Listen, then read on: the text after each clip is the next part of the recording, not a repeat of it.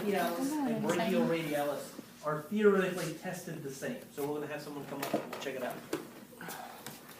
So the book even talks about how, let's say the book talks about how you really probably can't differentiate them. Meaning when you flex your elbow, all of them fire, right? But they're trying to give you a little bit of a different picture of how we could potentially. So bicep is in this position, supinated, right? Brachioradialis makes sense because it's along the radial edge here to be in this position. And then brachialis, they test there. Now again, brachialis attaches on the ulna, so has no correlation at all with how you're pronated or supinated or whatnot, but it's just opposite of the others. It makes sense since the bicep supinates to be in this position. It makes sense anatomically, so just to be different, we go there, right? So on a test scenario, if I said, hey, listen, you got the bicep, what would you do? I'm gonna say, all right, I want you to do just flex your elbow up for me, perfect, and straighten it back down. And then that gives him a 3. So I'm good if I do that. Then I'm going to put you in this position. I want you to hold, don't let me push down.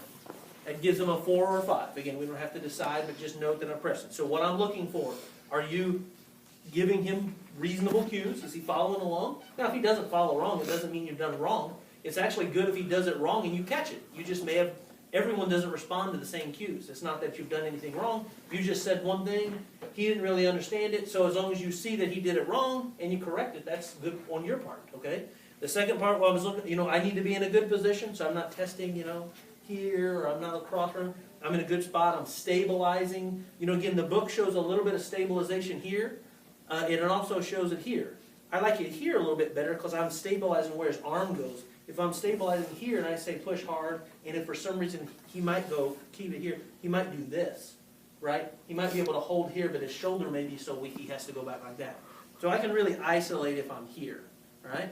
So I would do bicep like this. Hold steady, don't let me push. That's a 4 or 5. Brachioradialis like that. Hold steady, don't let me push it down. It's a 4 or 5. And then brachialis is like that, 4 or 5. Okay? So this is, and now, so 2, we would have them sit down, right?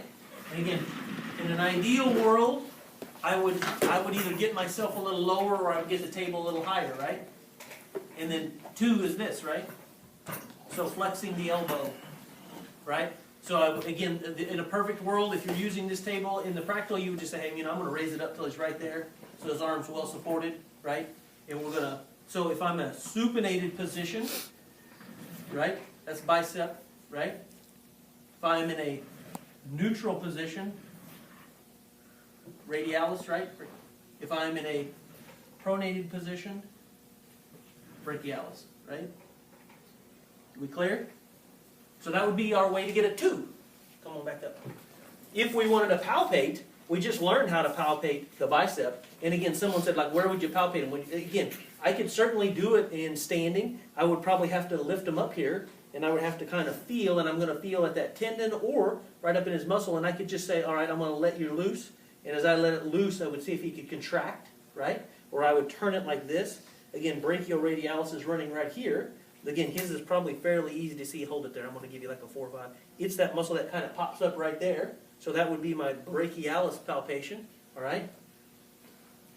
Brachioradialis. I might have just said brachialis. Brachioradialis. Brachialis is deep. Brachialis is a little bit tougher, all right?